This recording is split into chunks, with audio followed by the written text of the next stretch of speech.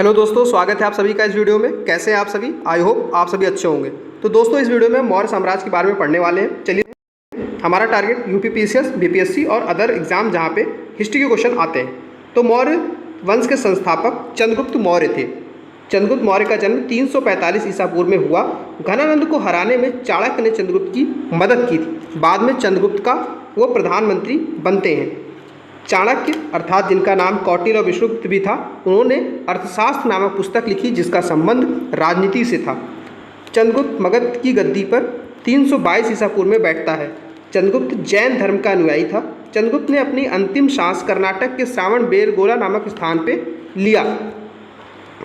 चंद्रगुप्त ने 305 में Seleucus Nicator को हराया, जो कि सिकंदर का सेनापति था।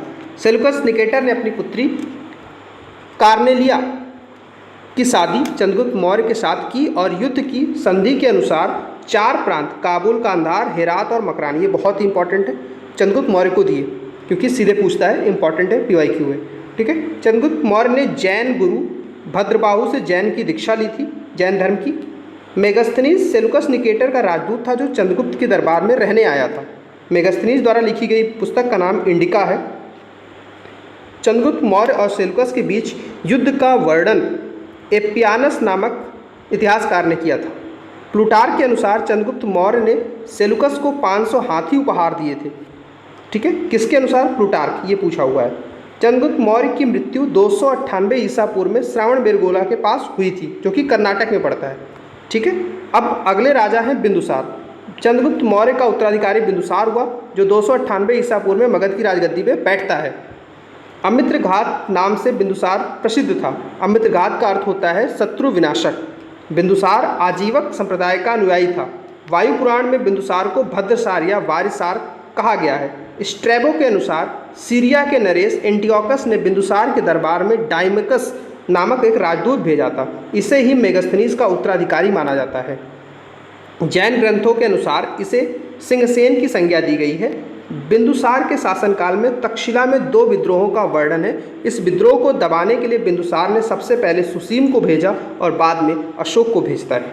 एथिनियस के अनुसार बिंदुसार ने सीरिया के शासक एंटियोकस फर्स्ट से मदिरा, सूखे अंजीर और एक दार्शनिक मांगी थी।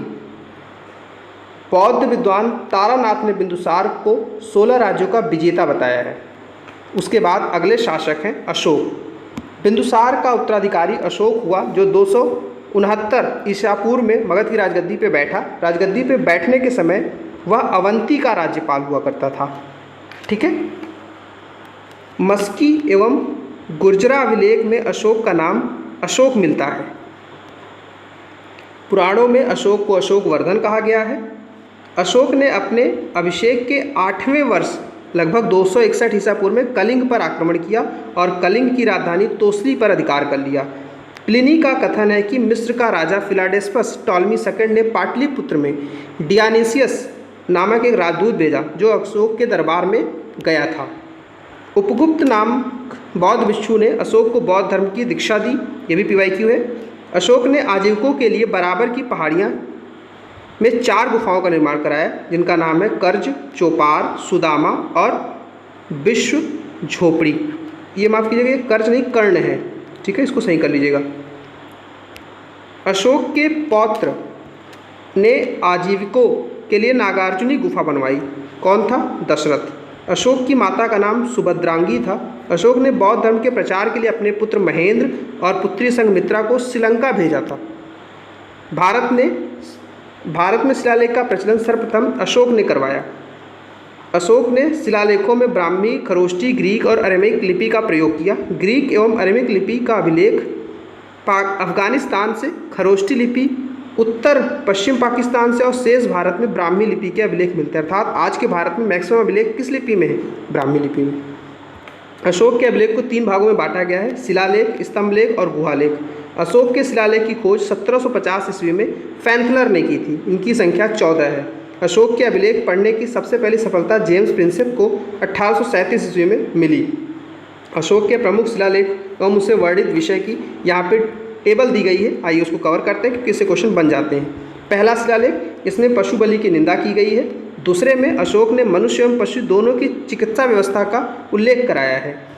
तीसरा शिलालेख, इसमें राजकीय अधिकारियों को यह आदेश दिया गया है कि वे हर 5वें वर्ष दौरे पर जाएं और लोगों का हाल चाल लें तथा कुछ धार्मिक नियमों का भी उल्लेख है। चौथे शिलालेख में भेरी घोष की जगह धम्म घोष की घोषणा की गई है, अर्थात कल्चरल विक्ट्री की बात की गई है। 5वें में शिलालेखों में धर्म महामात्रों की नियुक्ति के बारे में जानकारी मिलती है। वहीं पे 6ठे में आत्मनियंत्रण की शिक्षा दी गई है। 7वें 8वें में अशोक तीर्थ यात्राओं का उल्लेख कराया है। 9वें शिलालेख में सच्ची भेंट और सच्चे शिष्टाचार का उल्लेख है।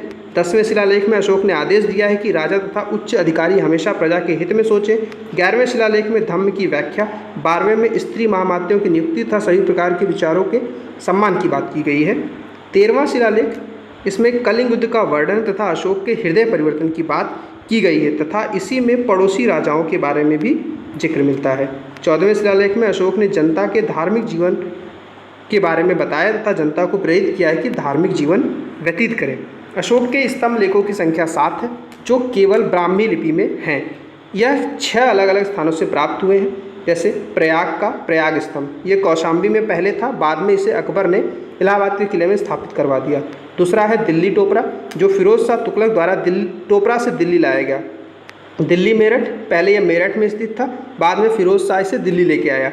रामपुरवा का स्तंभ लेख, जो कि चंपारण बिहार में स्थित है, इसकी खोज 1872 में कार्लायल ने की थी। फिर लौलिया अरेराज, जो कि चंपारण बिहार में है, और लौरिया नंदनगढ़, जो कि चंपारण बिहार में है। ठीक है, इस लौरिया नंदनगढ़ पर मोर का चित्र बना हुआ था। कौशाम्बी अभिलेख को रानी का अभिलेख भी कहा जाता है, रानी कारुआकी का। ठीक है, अशोक के सबसे छोटा अभिलेख रुम्मीदेई अभिलेख है। इसे लुम्बिनी में धम्म यात्रा के दौरान अशोक ने भू राजस्व में छूट देने हेतु बनवाया था। अशोक का 7वां अभिलेख सबसे लंबा है। प्रथम पृथक शिलालेख यह घोषणा करता है कि सभी मनुष्य मेरे बच्चे हैं। अशोक का सार ए कुना अर्थात कंदहार अभिलेख ग्रीक एवं अरेमाइक भाषाओं में मिक्स में है। साम्राज्य में मुख्यमंत्री एवं पुरोहित की नियुक्ति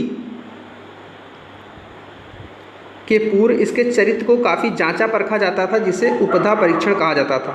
सम्राट की सहायता के लिए एक मंत्री परिषद होती थी, जिसमें सदस्यों की संख्या क्रमशः 12, 16 या 20 हुआ करती थी। अर्थशास्त्र में शीर्षस्थ अधिकारी के रूप में तीर्थ का उल्लेख मिलता है, जिसे महामात्र भी कहा जाता था। इनकी संख्या 18 थी। अर्थशास्त्र में 4 जासूसों को भी, अर्थशास्त्र में चर एवं जासूस की बात भी की गई, अर्थात चर या चर शब्द जासूसों के लिए आया, ऐसा समझ सकते हैं। ठीक है, अशोक के समय मौर्य साम्राज्य में प्रांतों की संख्या 5 हुआ करती थी और प्रांतों को चक्र कहा जाता था, अर्थात 5 चक्र थे। प्रांतों के प्रशासक कुमार या आर्यपुत्र या राष्ट्रिक कहलाते थे।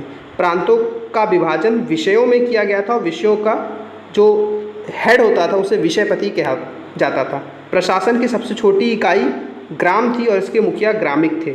प्रशासकों में सबसे छोटा गोप होता था, जो 10 ग्रामों को संभालता था।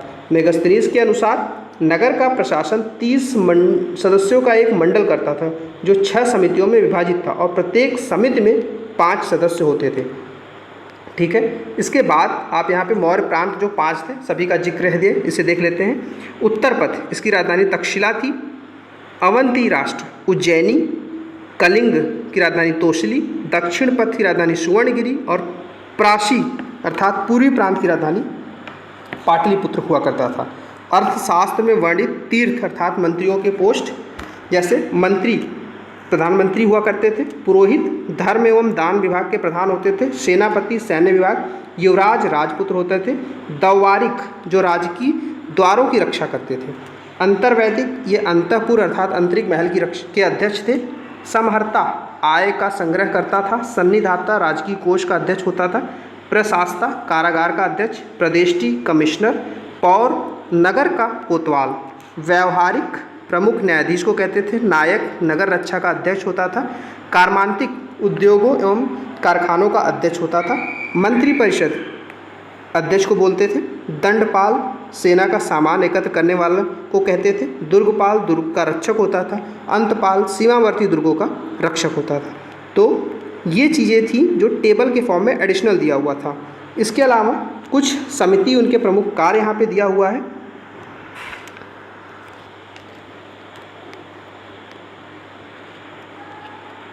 जैसे कि अब बिक्री कर के रूप में मौर्य साम्राज्य में बिक्री कर के रूप में मूल्य का 10वां भाग वसूला जाता था। इसे बचाने वाले को मृत्यु दंड दिया जाता था। मेगस्थनीज के अनुसार एग्रोनोमाई मार्ग निर्माण अधिकारी होता था। जस्टिन के अनुसार चंद्रगुप्त मौर्य की सेना में 50,000 घुड़सवार, 9,000 हाथी और 8,000 रथ थे। प्लूटार्क एवं जस्टिन के अनुसार चंद्रगुप्त मौर्य ने नंदों की पैदल सेना से 3 गुनी अधिक संख्या में अर्थात 60,000 आदमियों को लेकर संपूर्ण उत्तर भारत को रौंद डाला था। युद्ध क्षेत्र में सेना का नेतृत्व करने वाले अधिकारी को नायक कहते थे। सैन्य विभाग का सबसे बड़ा अधिकारी सेनापति होता था। मेगस्थनीज के अनुसार मौर्य सेना का रखरखाव 5 सदस्यीय 6 समितियां करती थी और मौर्य प्रशासन में गुप्तचर विभाग महामात्य सर्प नामक अमात्य के अधीन होता था। अर्थशास्त्र में गुप्तचर को गूढ़ पुरुष की संज्ञा दी गई है तथा एक स्थान पर रहकर काम करने वाले गुप्तचरों को संस्था कहा गया है। एक स्थान से दूसरे स्थान पर भ्रमण करके गुप्तचर काम को करने वालों को संचार कहा जाता था। अशोक के समय जनपदीय न्यायालय के न्यायाधीश को राचुक कहते थे।